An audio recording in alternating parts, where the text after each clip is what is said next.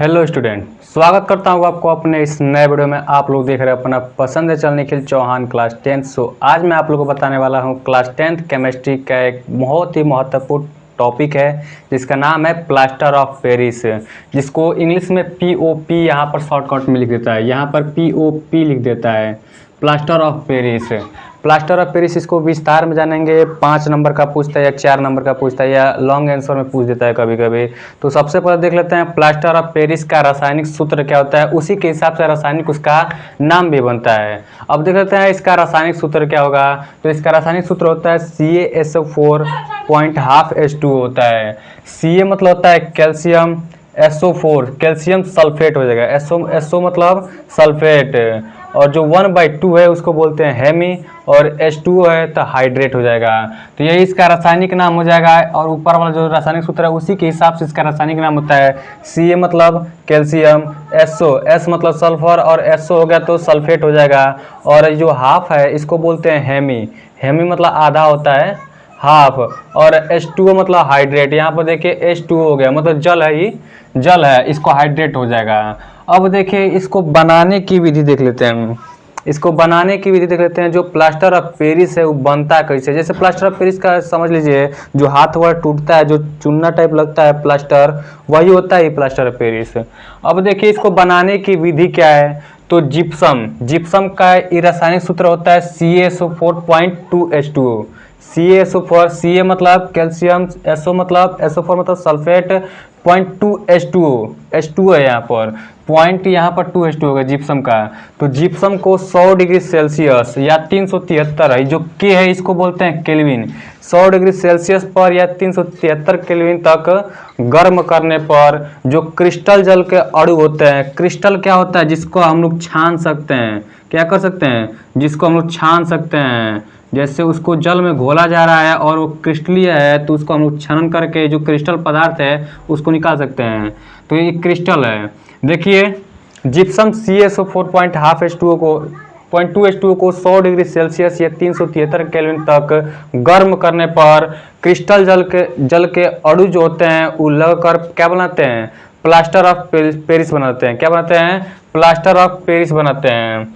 अब देखिए उदाहरण में, जब देखिए यहाँ पर जिप्सम था CaSO4.2H2O, अब इसको 100 डिग्री सेल्सियस या 373 केल्विन पर क्या करेंगे, गर्म कर देंगे, तो हमें क्या प्राप्त होगा, प्लास्टर ऑफ पेरिस प्राप्त होगा। क्या होगा, प्लास्टर ऑफ पेरिस प्राप्त हो जाएगा। अब +3/2H2O भी हमें साथ में प्राप्त होगा।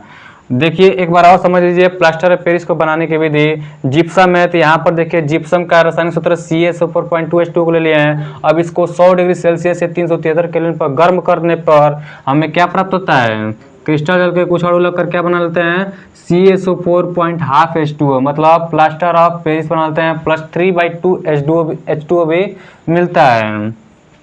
अब देखिए पुनः इस 3/2H2O को ये जो प्लास्टर ऑफ पेरिस है इसके साथ जोड़ने पर हमें पुनः क्या प्राप्त होता है, जिप्सम प्राप्त होता है। जैसे एग्जांपल में आप लोग समझ लीजिए, यहाँ पर देखिए CaSO4.2H2O है मतलब ये प्लास्टर ऑफ पेरिस है, और 3/2H2O है। यहाँ पर बोले ना 3/2H2O और प्लास्टर ऑफ पेरिस को जोड़ने पर हमें क्या प्राप्त होगा, जिप्सम प्राप्त होगा। तो ये जो 1/2 है सबसे पहले इसको निकालेंगे, 1/2 और 3/2, और जो प्लस बीच में है 1/2 यहाँ पर हो जाएगा, और +3/2 हो जाएगा। अब देखिए दोनों कॉमन है, इसके लिए यहाँ पर 2 उतर जाएगा, और 3 और 1 क्या होता है, 4 होता है।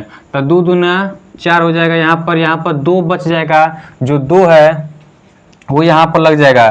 तो क्या हो जाएगा, CaSO4, यहाँ से देखिए CaSO4 उतर जाएगा, यहाँ से आ जाएगा CaSO4 पॉइंट।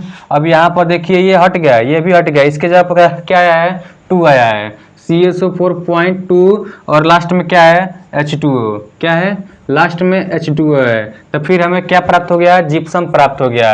अब देख लेते हैं इसके गुण, प्लास्टर ऑफ पेरिस के गुण क्या होते हैं, एक कैसा होता है, कैसा दिखता है, इसके उसके बाद इसका हम लोग उपयोग भी समझेंगे। अब देख लेते हैं प्लास्टर ऑफ पेरिस के गुण, उसके बाद देख लेंगे प्लास्टर ऑफ पेरिस का उपयोग क्या है हमारे दैनिक जीवन में, हमारे दैनिक जीवन में कितने उपयोग हैं, प्लास्टर ऑफ पेरिस का उपयोग क्या है।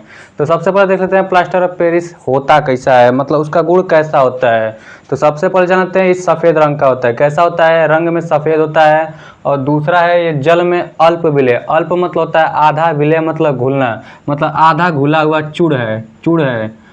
अब देखिए इसका उपयोग क्या है, प्लास्टर ऑफ जो पेरिस है, जो प्लास्टर ऑफ पेरिस CaSO4 जो है प्लास्टर ऑफ पेरिस, इसका उपयोग क्या है।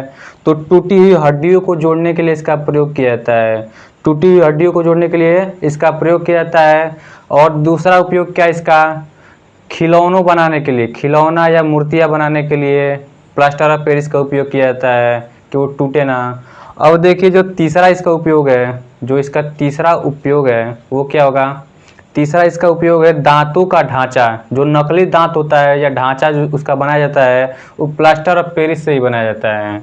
और देखिए चौथा इसका क्या होगा, चौथा इसका चाक बनाने के लिए, जो ब्लैक बोर्ड पर लिखा जाता है चाक से, चाक बनाने के लिए प्लास्टर ऑफ पेरिस का उपयोग किया जाता है। ये बहुत ही महत्वपूर्ण चैप्टर है आपका, बहुत ही महत्वपूर्ण टॉपिक है, हर बार पूछता है, इस बार पूछेगा, या तो बेकिंग सोडा पूछेगा, या तो प्लास्टर ऑफ पेरिस पूछेगा, या तो विरंजक चूड़ पूछेगा। सो वीडियो अच्छा लगा हो तो लाइक और सब्सक्राइब करना ना भूले। आप लोग देख रहे हैं अपना पसंद channel Nikhil Chauhan class 10। So thanks a lot, मिलते हैं अगले वीडियो में।